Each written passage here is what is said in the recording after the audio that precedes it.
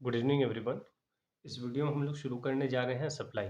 देखिए, जो सप्लाई का चैप्टर है वो टेक्निकली आपके उसमें सेकंड या थर्ड नंबर पे आता है सिलेबस में। बट आपका सिलेबस थोड़ा सा जम्बल्ड है, तो उसमें रजिस्ट्रेशन पहले करवा के उसके बाद इन्होंने सप्लाई को शुरू किया था, तो मैं भी उसी फॉर्मेट को फॉलो कर रहा हूँ। अब सप्लाई की बात करते हैं तो ये थोड़ा सा इंपॉर्टेंट पार्ट हो जाता है, यहीं से जीएसटी का जो है वो बहुत ज़्यादा इंपॉर्टेंट पार्ट शुरू होता है। ठीक है।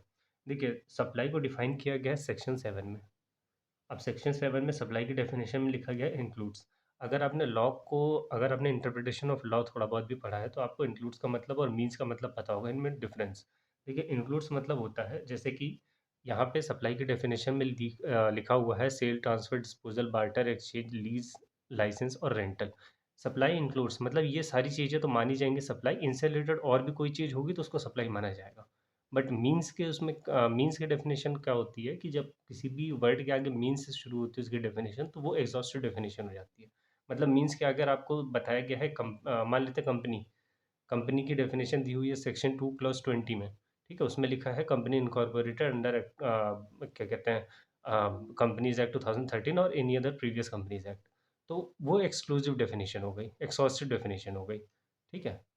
तो ये जो है इंक्लूसिव डेफिनेशन है, इसके बारे में यहीं पे मैंने आपको क्लियर कर दिया।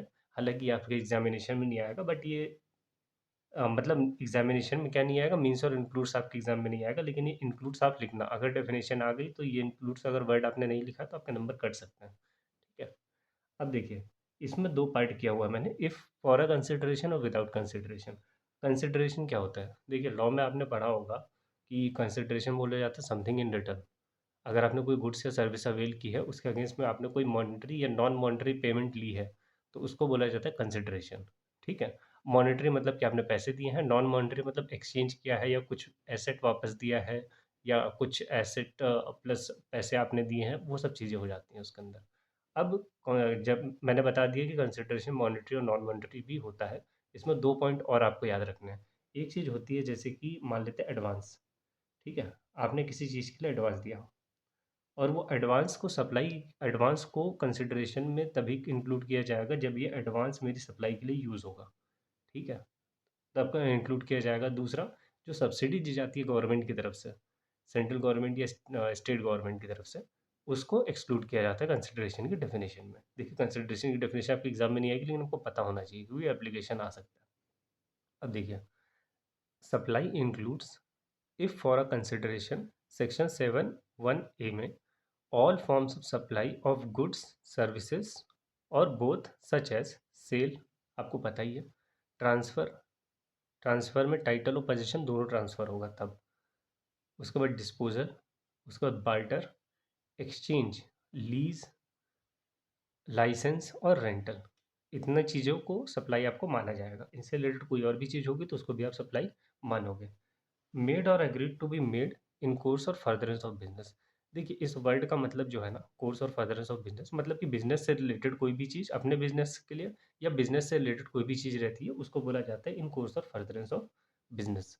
उसके बाद सप्लाई में क्या क्या चीज़ें आती है, सेक्शन 1(b) में लिखा गया है इम्पोर्टेशन ऑफ सर्विसेज। इसका इम्पोर्ट वाला जो पॉइंट है, इसके लिए मैंने अलग से चार्ट बनाया, बहुत इंपॉर्टेंट है वो। उसको सिर्फ आपको चार्ट याद रखना है तो आपका इम्पोर्ट वाला पोर्शन क्लियर हो जाएगा, इसके बाद हम लोग कवर करेंगे। इसके बाद आता है 7(1)(a)(a). ठीक है।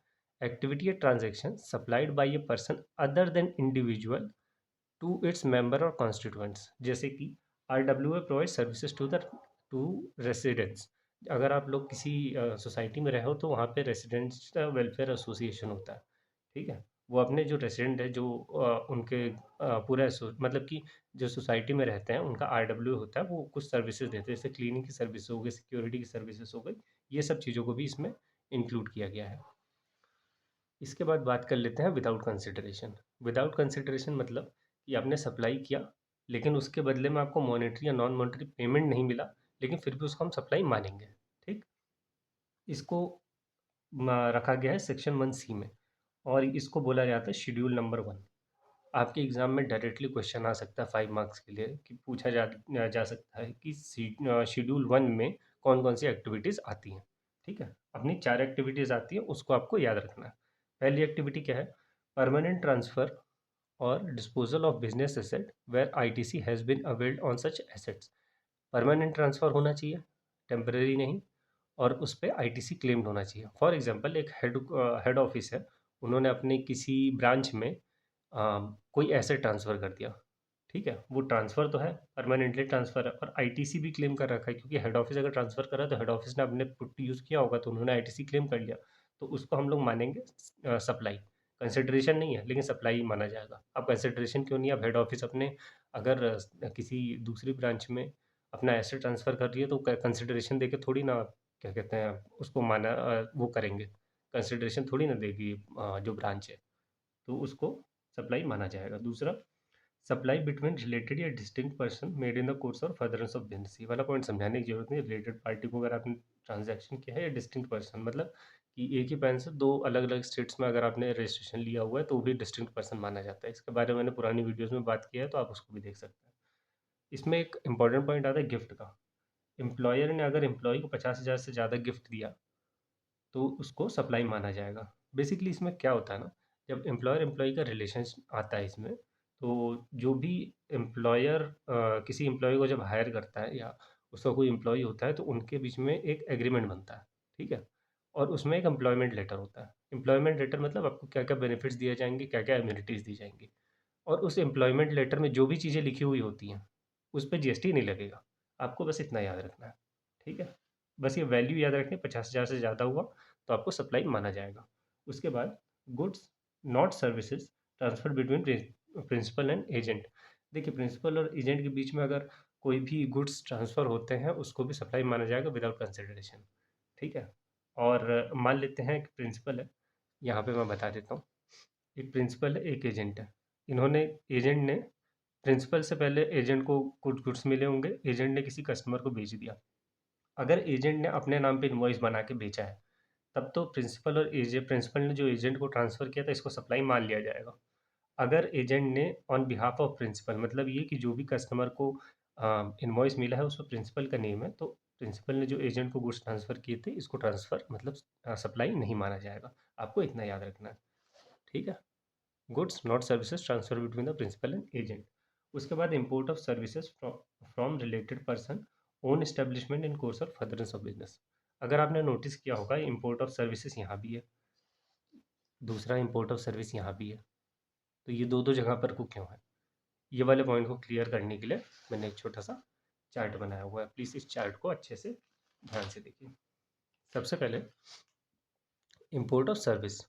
अगर इंपोर्ट किया हुआ है सर्विस आपने, इंपोर्ट ऑफ सर्विस मतलब इंडिया के बाहर से कोई भी सर्विस आपने इंडिया में अवेल की है तो आपको इंपोर्ट करवाना पड़ता है ना। तो इंपोर्ट ऑफ सर्विस अगर आपने कंसिडरेशन पे किया है या कंसिडरेशन नहीं पे किया है, दो चीज़ें होंगी। अगर आपने कंसिडरेशन पे किया है और वो आपसे बिजनेस से रिलेटेड है तब तो उसको सप्लाई माना जाएगा। अगर आपने कंसिडरेशन पे किया है कंसिड और कोर्स और फर्दरेंस ऑफ बिजनेस नहीं है मतलब बिजनेस से रिलेटेड नहीं है तो भी सप्लाई माना जाएगा। मतलब कि अगर आपने कंसिडरेशन पे किया है इंपोर्ट ऑफ सर्विस के लिए तो आप उसको सप्लाई डायरेक्टली मान लो। फिर आते हैं विदाउट कंसिडरेशन। अगर आपने किसी रिलेटेड पर्सन या ओन एस्टेब्लिशमेंट मतलब मेरी कोई फॉरेन पे ब्रांच है मैंने उससे कोई सर्विसेज ली है या कोई ऐसा नोन पर्सन है उनसे मैंने सर्विस ली है प्लस इन द कोर्स और फर्दरेंस ऑफ बिजनेस और वो बिजनेस से रिलेटेड है तब तो सप्लाई माना जाएगा। अदर केसेस है नॉट सप्लाई। अदर केसेस मतलब कोई फॉरेन से मैंने सर्विस इंपोर्ट कराई वो पर्सनल रीज़न के लिए मैंने सर्विसेज ली है उनसे तो उसको सप्लाई नहीं माना जाएगा। अदर केसेस मतलब पर्सनली रीज़न होगा, अगर बिज़नेस के लिए नहीं लिया तो पर्सनली हो जाएगा एक तरीके से। तो ये वाला पॉइंट जो है हम लोगों को क्लियर हो गया। देखिए स्कोप ऑफ सप्लाई में यही 2 चीज़ें थी जो इम्पोर्टेंट है, उसके बाद शेड्यूल 2, शेड्यूल 3 और बाकी सब चीज़ें हैं, वो आगे की वीडियोज़ में हम लोग कवर करेंगे। तो ये इम्पोर्टेंट है, इसको याद कर लीजिएगा। Thank you so much.